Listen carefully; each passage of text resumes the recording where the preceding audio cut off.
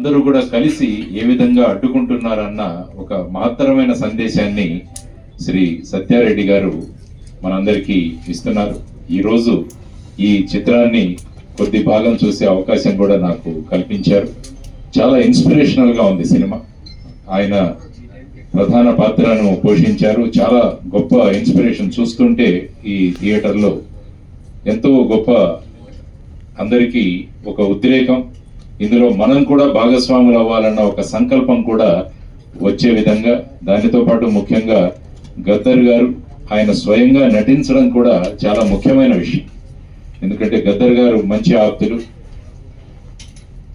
లచ్చన్న ఎట్లున్నారా అని అడిగేవాడు. ఆ విధమైన మా ఇద్దరికి మధ్య ఉన్న సంబంధం. కాబట్టి ఆయనతో అనేక సార్లు నేను చర్చించడం జరిగింది.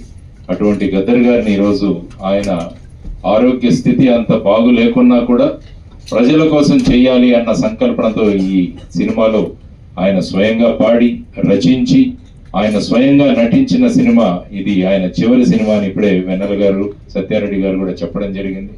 కాబట్టి ఆయన ఒక స్ఫూర్తిని నింపారు ఈ సినిమాలో అని నేను మీ అందరికీ కూడా తెలియజేస్తున్నాను.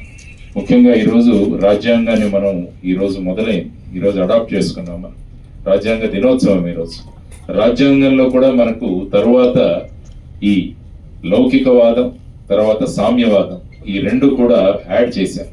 అంటే సెక్యులర్, సోషలిస్ట్, ఈ రెండు కూడా తర్వాత 42వ అమెండ్మెంట్ లో యాడ్ చేయడం జరిగింది. కాబట్టి ఈ రోజు ముఖ్యంగా నిన్నే సుప్రీంకోర్టు కూడా ఈ రెండు ఏవైతే యాడ్ చేశారో 42లో అవి ఈ ప్రియాంబుల్లో పీఠికలో ఉండాలని